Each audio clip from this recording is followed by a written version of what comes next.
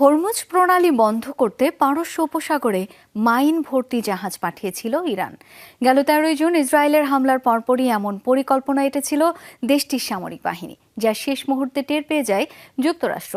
উদ্বেগ আর উৎকণ্ঠা ছড়িয়ে পড়ে ওয়াশিংটনে।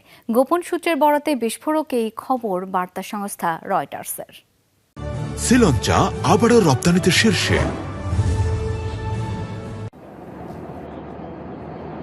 13 জুন ইসরায়েলের হামলার পরপরই হরমুজ প্রণালী বন্ধের ব্যাপক প্রস্তুতি নিয়েছিল ইরান। নাম প্রকাশে অনিচ্ছুক দুই মার্কিন কর্মকর্তার বরাতে চাঞ্চল্যকর এমন তথ্য জানিয়েছে বার্তা সংস্থা রয়টার্স। রয়টার্সের দাবি, ইসরায়েলের প্রথম দফা হামলার পরপরই হরমুজ প্রণালী বন্ধে তোড়জোড় শুরু করে ইরান। সামরিক বাহিনীর মাইন ভর্তি নৌযান পাঠানোর প্রস্তুতিও নিয়েছিল তেহরান, যেগুলো শেষ পর্যন্ত পারস্য উপসাগর পর্যন্ত গিয়েছিল, যা টের পেয়ে যায় মার্কিন গোয়েন্দা সংস্থাগুলো। আর এই ঘটনায় উদ্বেগ ছড়িয়ে পড়ে ওয়াশিংটনে। রয়টার্সের প্রতিবেদনে আরও বলা হয়, যুক্তরাষ্ট্রকে ভয় দেখাতেই এমন পদক্ষেপ নেয় ইরান। অবশ্য এও সত্য, মাইন ভর্তি জাহাজ পাঠানো হলেও তা মোতায়েন করা হয়নি প্রণালীতে, যেটি ইঙ্গিত দেয় জরুরি নৌরুটটি বন্ধের কথা বেশ গুরুত্বের সাথে ভেবেছিল তেহরান। ধারণা করা হয়, হরমুজ প্রণালী বন্ধ করলে সংঘাত আরও বেড়ে যেত, মারাত্মকভাবে ক্ষতিগ্রস্ত হতো বিশ্ব বাণিজ্য।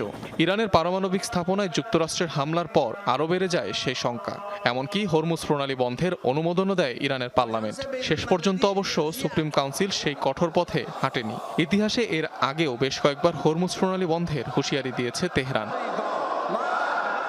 3 মহাদেশের সংযোগস্থলে অবস্থিত হরমুজ প্রণালীকে ধরা হয়ে থাকে বিশ্বের সবচেয়ে ব্যস্ততম নৌরুট হিসেবে, যা দিয়ে গোটা বিশ্বের 1/5 জ্বালানি তেল ও গ্যাস পরিবহন করা হয়। গড়ে প্রতিদিন 21 মিলিয়ন ব্যারেল তেল আমদানি রফতানি হয় প্রণালীটি দিয়ে। সরবরাহে সামান্য এদিক সেদিক হলেই বিশ্ববাজারে হুহু করে বেড়ে যেতে পারে জ্বালানি তেলের দাম। অনিক রহমান, যমুনা নিউজ।